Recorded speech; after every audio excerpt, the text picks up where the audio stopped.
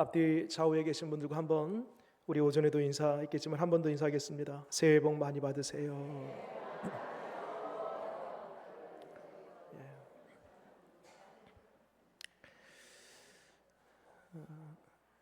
오늘 오전에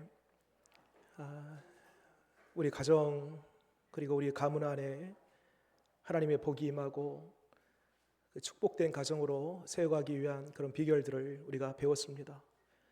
오늘 오전에가 일부였더라면 오늘 오후의 말씀은 연장전입니다. 그 말씀을 이어서 어떻게 하면 우리 가정 안에 내부적으로 정말 믿는 가정으로서의 본이 되어지고, 진정 오늘 오전에도 우리 찬양대가 내가 하나님의 자녀입니다, 내가 하나님의 성도입니다, 그런 가사말로 찬양을 해주셨는데, 내가 성도로서, 내가 하나님의 자녀로서 우리 가정에 그냥 일반적인 가정이 아니라 믿음의 가정으로 잘 세워가기 위한 그 방법을 오늘 오전에 이어서 오후에 함께 말씀을 통해 나눠보고자 합니다.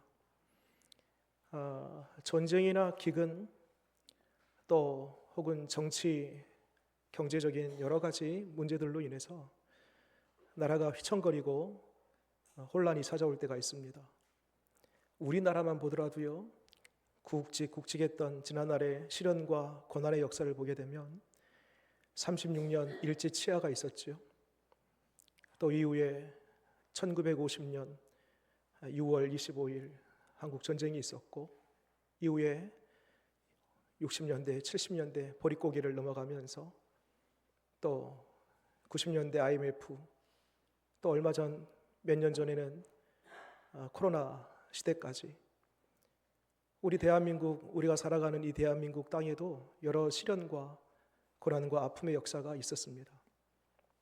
여러분, 그럼에도 불구하고 우리 민족이, 대한민국이 이 정도 유지할 뿐만 아니라 세계에서 뛰어난 그러한 민족이요, 또 세상 사람들이, 세계의 사람들이 부러워하는 그런 나라로 되어지기까지 그 원인이 뭘까?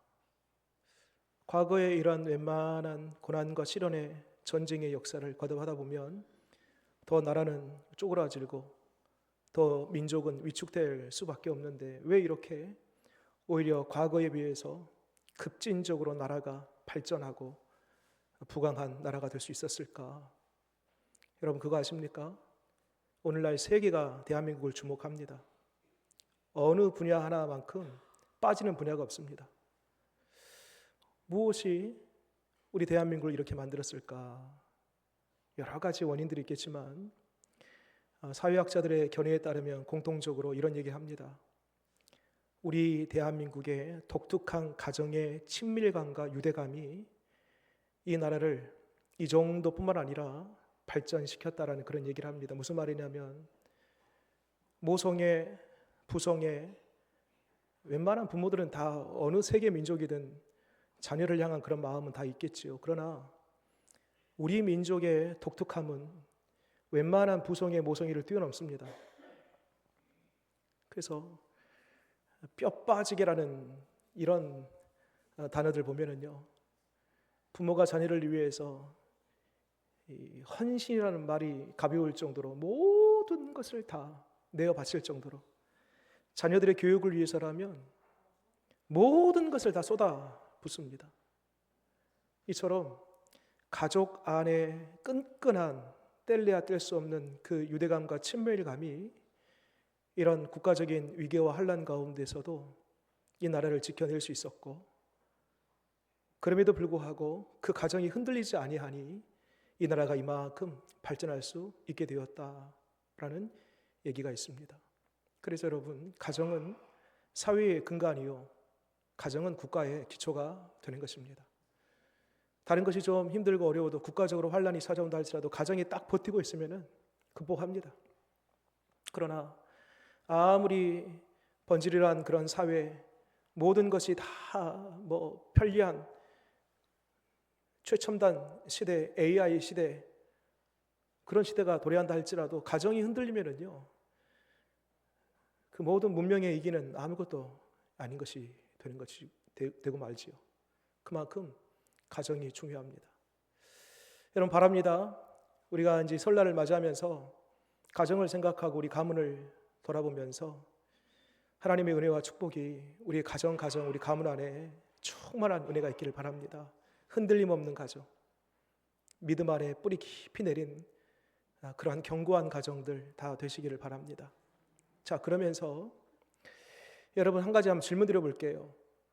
여러분들의 가정이 행복한 가정, 행복한 가문 되기 위해서 뭐가 필요하겠습니까? 속으로만 한번 답해 보십시오. 일반적으로 우리 가정이 행복한 가정 되기 위해서는 모두가 다 건강해야 된다. 손꼽을 수 있겠죠? 그리고 어느 정도 물질적인 여유도 좀 있어야 되겠다. 물론 그것도 행복의 조건이 되겠죠. 또 형제들 간의 우애도 있으면 좋겠다. 또 자녀들이 부모를 대할 때 효를 다했으면 좋겠다. 이런 우애와 효, 가정의 행복의 조건들입니다. 여러분 앞에 제가 말씀드렸던 이런 나열한 것들이 여러분들 가정 안에 있으면 행복하겠습니까? 그러면 한 가지 더 묻겠습니다. 믿는 가정하고 믿지 않는 가정 간의 차이점이 뭐겠습니까? 우리 믿는 사람들도 다 효, 우애, 또 일정한 건강, 믿는 사람들도 그렇게 그것을 추구하고 그거 있으면 행복하겠다라고 생각하고, 믿지 않는 사람들도 그거 있으면 행복하겠다라고 얘기한다라면 별반 차이 없는 모습 아니겠습니까? 믿는 사람 가정하고 믿지 않는 사람 간의 가정하고 어떤 차이점이 있어야 되겠습니까? 믿는 사람이라고 하지만 믿는 사람의 가정이 똑같이 믿지 않는 사람 세상의 가정들처럼 오직 그것만 구하며 그것이 행복의 조건이라고 생각하며 그 가정을 유지한다라면 우리가 예수 믿는 것이 어떤 의미고 이 세상 가정과 어떤 차이점이 있겠습니까? 우리는 오늘 창세기 50장을 통해서 믿는 가정으로서 내가 성도입니다. 내가 하나님의 자녀입니다. 그 말에 어울리고 그 말에 답게 내가 우리 가정에서 우리 가정을 세상의 가정, 믿지 않는 가정과는 좀 다르게 구별되고 확연한 차이점이 있는 그러한 가정으로 만들어가기 위해서 오늘 우리는 이 50장의 말씀을 주목해야 되겠습니다. 배경은 다음과 같습니다. 요셉이 총리로 있을 때예요. 그때에 기근이 들어서 7년 동안 먹을 것이 다 떨어졌습니다. 요셉이 사는 애굽뿐만 아니라 그 주변 나라까지 다 기근이 드니 우리 아시다시피 7년 풍년 때에 요셉이 창고를 지어서 다 7년 동안 비축해 놓았던 양식이 있습니다. 그것을 구하기 위해서 여러 이방 나라들이 사람들이 요셉이 있는 이 애굽 땅에 온 것입니다. 그때에 요셉의 형제들도 함께 양식을 찾아 요셉이 있는 이 애굽 땅까지 오게 됩니다. 그래서 기가 막히게 요셉과 형제들이 한 15년 정도 만에 재회하게 되지요. 그리고 돌아가는 이 형제들에게 일정한 양식이 아니고 몇 달치를 먹을 만한 양식을 싸주고 보냅니다. 그리고 다시 두 번째로 왔을 때에는 아버지 야곱도 함께 모시고 오게 됩니다. 눈물겨운 아버지와의 만남이 이루어졌고, 그리고 아버지와 형제들에게 애굽 땅에 있는 고센이라는 지역을 주면서 거기에서 잘 정착하여 살도록 배려했습니다. 그리고 얼마 되지 않아서 야곱이 죽어요. 아버지 야곱이. 그러면서 오늘 말씀 50장 3절 말씀 보게 되면 이 야곱이 죽었을 때에 70일 동안 장례를 치렀다라는 그런 말씀이 있어요. 야곱이 죽은 이후에 이루어지는 그 이야기가 오늘 말씀이에요. 그러니까 여러분, 야곱은요, 이 집안의 큰 산입니다. 비빌 언덕이었어요. 그나마 아버지가 살아 있으니까 이 형제들이 그 아버지 의지하면서 나름 방패막 삼아서 살았습니다. 근데 아버지가 죽고 난 이후에 그 산이 없어지니까 불현들 어떤 마음이 찾아오냐면 요셉을 보게 된 겁니다. 지금까지 형제들이 요셉에게 한 일이 있거든요. 왕따 시키고 구덩이에 쳐넣고 종으로 팔려가게 하고 온갖 이 요셉 한 사람에게 악행을 저질렀던 지난날의 과거가 있기 때문에 그간에는 아버지가 살아계시기에 방패막이 되었어요. 뒤에 피해 있었으면 됐습니다. 그런데 아버지가 죽고 나니까 이제 요셉을 보면서 혹여 요셉이 지난날 우리가 요셉에게 했던 그 일을 기억하면서 아버지가 돌아가셨으니 우리에게 안갚음하면 어쩌나, 그런 두려움이 찾아온 겁니다. 오늘 15절 말씀 볼까요? 같이 한번 읽겠습니다. 시작. 요셉의 형제들이 그들의 아버지가 죽었음을 보고 말하되 요셉이 혹시 우리를 미워하여 우리가 그에게 행한 모든 악을 다 갚지나 아니할까 하고 몹시 두려웠습니다. 그러면서 진정한 뉘우침과 반성, 그 용서를 구하는 그런 모습은 뒤에 16절에서도 찾아볼 수가 없어요. 좀 더 볼게요. 제가 한번 읽어볼게요. 16절 보니까요, 요셉에게 말을 전하여 이르되 당신의 아버지가 돌아가시기 전에 명령하여 이르기를, 죽은 아버지의 그 유언을 다시 꺼내어서 그 아버지를 다시 방패막 삼아서 아버지의 유언을 따라 우리를 좀 보호해달라, 그런 얘기를 하는 거예요. 17절 볼까요? 제가 한번 읽어보겠습니다. 너희는 이같이 요셉에게 이르라, 내 형제들이 내게 악을 행하였을지라도, 이게 지금 아버지 야곱의 말입니다. 이제 바라건대 그들의 허물과 죄를 용서하라 하셨나니 당신의 아버지 하나님의 종들인 우리 죄를 이제 용서하소서 하매 요셉이 그들이 그에게 하는 말을 들을 때에 울었더라. 왜 울었을까요? 만감이 교차한 거예요. 지난날 이 형제들이 나에게 행했던 그런 일들이 죽마등처럼 다 지나가는 거예요. 철저하게 왕따시키고 구덩이에 밀어넣고 처음에는 이 요셉을 죽이려고 했습니다. 그러다가 형제 하나가 우리가 죽이면 안 된다, 그래서 나중에는 요셉의 옷에다가 피를 묻혀가지고 아버지에게 보고할 때는 죽었다라고 보고하지 않습니까? 그리고 이후에 종으로 팔려가고, 여기서 끝이 아니죠. 애굽에 가서 노예가 되고 보디발의 집에 들어가서 누명을 쓰고 감옥에 들어가고, 참 파란만장한 삶을 살아갑니다. 예, 아버지의 명을 따라 너가 나를 용서해야 된다, 우리를 용서해야 된다라는 그 말 한마디에 지난달에 있었던 과거의 아픔, 억울함, 외로움, 두려움, 그 상처, 이게 일순간에 다 생각이 나는 거예요. 그러면서 복합적으로 감정이 요동치면서 눈물이 터져 나온 것입니다. 지금 형제들은 누구를 보고 있어요? 오직 요셉의 얼굴만 보고 있는 겁니다. 지금 엉엉 울기 시작했어요. 자, 울다가 요셉이 눈물을 딱 감추면서 여봐라, 거기 아무도 없느냐, 와서 이자를 잡으라 라고 하면은 이제 그 자리로 끝나는 것입니다. 발만 동동거리고 꼼짝달싹하지 못한 채 겨우 숨만 쉬고 있는 겁니다. 이때에 뒤에 요셉이 이런 얘기를 합니다. 19절 말씀 같이 한번 읽겠습니다. 시작.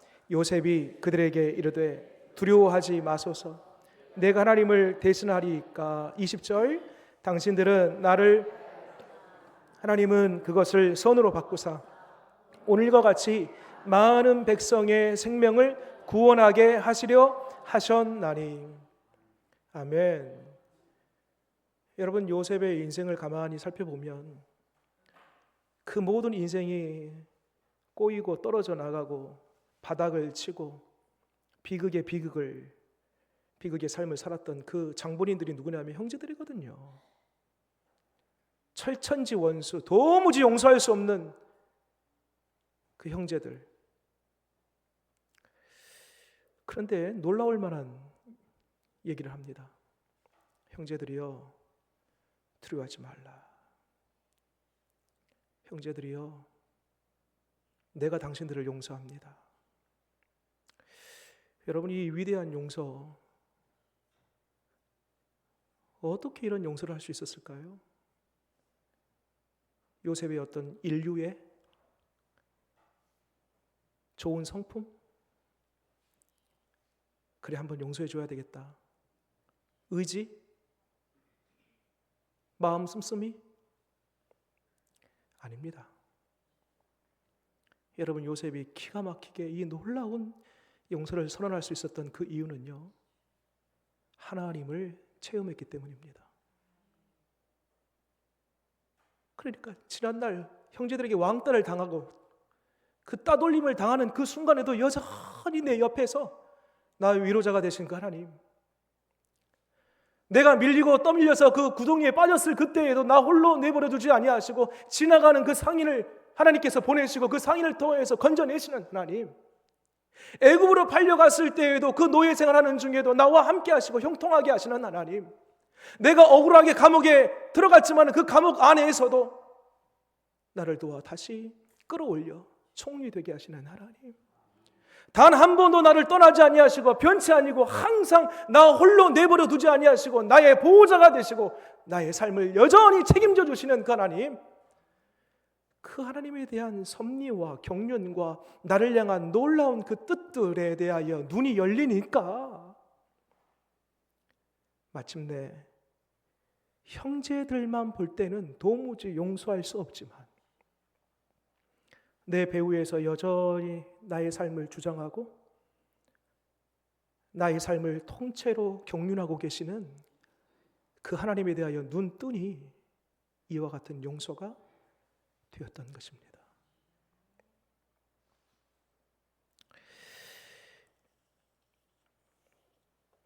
여러분, 우리 형제들, 우리 가족 안에 다 사랑하고 우애 깊게 서로 허물 없이 그렇게 평화의 가족으로 살면 얼마나 좋아요. 그런데 그게 쉽지가 않습니다. 별것 아닌 일 가지고 고함이 나오고 또 의가 상하고 서로 고소고발하고 법정에 서고 원수가 되고, 같은 형제들 가족이지만 그런 일들을 우리가 비일비재하게 많이 보게 됩니다. 특히나 이 명절 같은 경우는 또 형제들이 모이잖아요. 모일 때 더 얼굴을 붉히고 큰 소리가 나는 그런 가정들이 있음을 보게 됩니다. 형제를 용서한다는 거 쉬운 일 아닙니다. 그런데 여러분, 제가 처음 질문을 드렸습니다. 우리가 믿는 사람들이고 내가 성도고 우리의 가정이 믿는 가정이라면 도대체 믿지 않는 가정, 세상의 가정과 차이가 무엇이냐? 여러분, 우리는 그리스도의 십자가를 믿는 사람들입니다. 그리스도의 십자가를 지닌 사람들입니다. 그리스도의 그 십자가는 철저한 용서의 십자가요, 그리스도의 십자가 가운데 내가 있기에 내가 이미 하나님의 사랑을 체험하여 그 사랑 가운데 있는 존재인 것입니다. 여러분, 절대 그 사람 보면 용서할 수 없어요.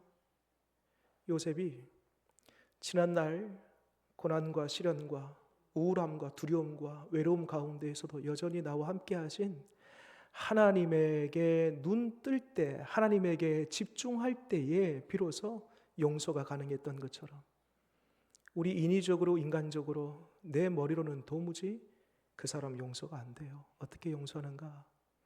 지난날 하나님께서 나를 도우셨던 하나님의 경험, 그 십자가 사랑 가운데에서 나를 품고 사랑했던 그 십자가의 사랑을 내가 깊이 경험할 때에, 십자가에 집중할 때에 비로소 그 사랑을 흘려보내 용서할 수 있게 되는 것입니다. 여러분 바랍니다. 거룩이라는 말은 구별되다라는 말입니다.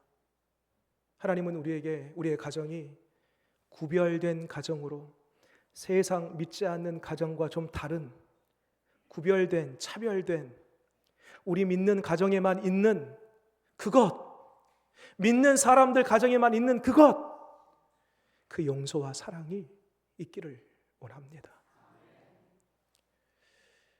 그래서 여러분 지금 이 말씀을 듣는 중에 어떤 사람이 떠올릴 수 있습니다. 그거 여러분 주님이 생각나게 하신 거예요. 혹 말씀을 듣는 중에 누군가가 떠올랐다라면 주님, 그 사람 보기 전에 하나님께서 나에게 주신 사랑을 깊이 깨달아 알게 하시고 나를 향한 하나님의 그 섭리와 계획과 경륜을 따라 그를 용서하게 하시옵소서. 요셉이 눈 떠보니까 하나님이 나를 이곳에 보낸 것은 당신들이 아니라 하나님이 보내셨다. 하나님이 보내셨고 당신들과 뿐만 아니라 이 이방 나라 사람들을 구원하기 위한 하나님의 목적과 계획이 있다는 것에 대해 눈 뜨니까 저들을 용서했던 것입니다.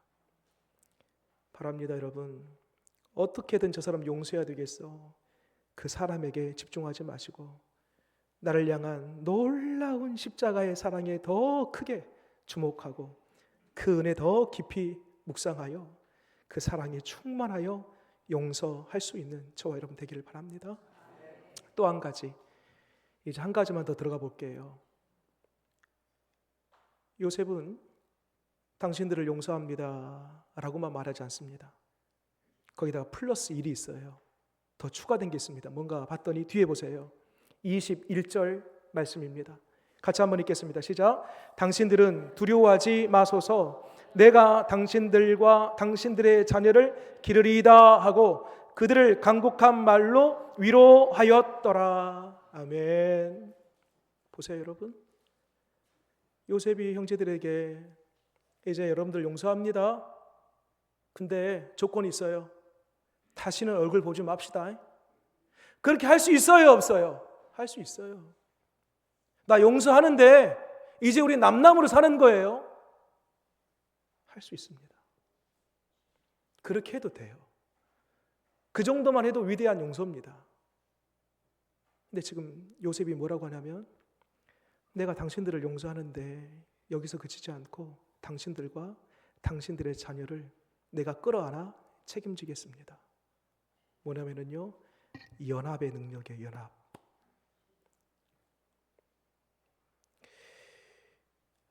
성자, 호남의 성자라고 불리는 손영원 목사님, 그 일화는 우리가 너무나 유명하게 잘 알고 있습니다.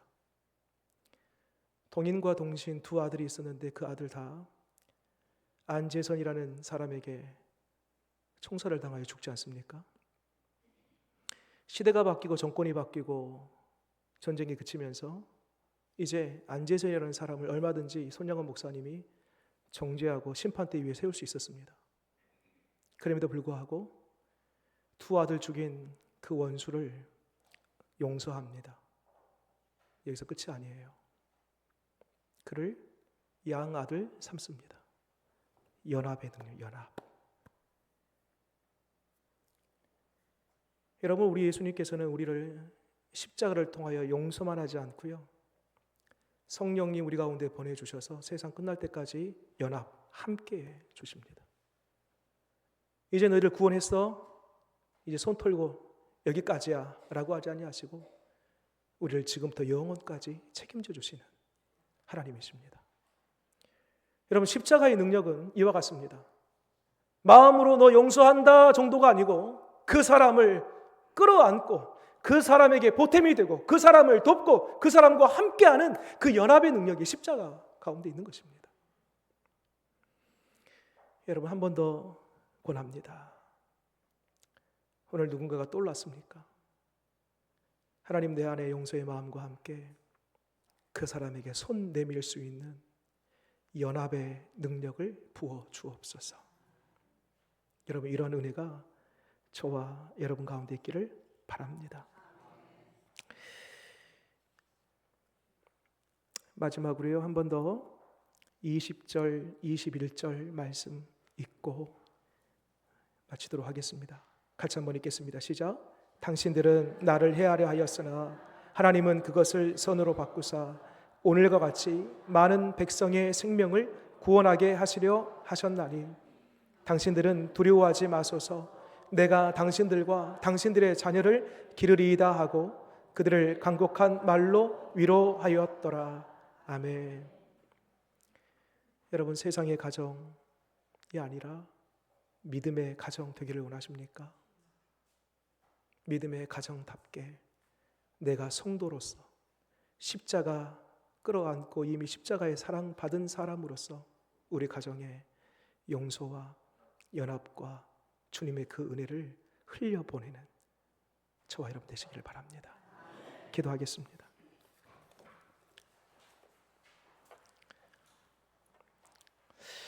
하나님, 세상의 가정과 좀 달라야 되겠습니다.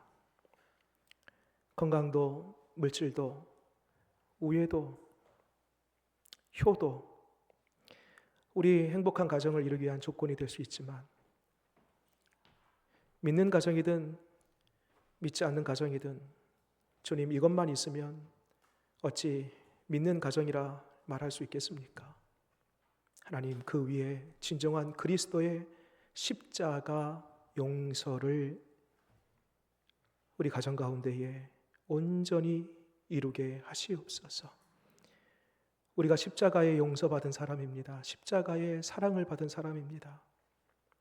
누군가를 용서한다는 것 결코 쉬운 일이 아닌데 먼저 나에게 베푸신 십자가의 사랑, 그 은혜를 깊이 묵상하고 그 십자가 사랑으로 충만해져서 용서할 수 있는 은혜를 베풀어 주옵소서. 오늘 요셉의 삶을 보니 마음으로만 용서하지 않고 그 가족을, 형제를 끌어안고 책임져주는 그런 모습을 보입니다. 주님, 우리도 마음만이 아니라 손을 내밀고 저들의 손을 붙잡아주고 저들과 함께 가까이 다가설 수 있는 연합의 은혜를 우리 가정에도 베풀어 주시옵소서.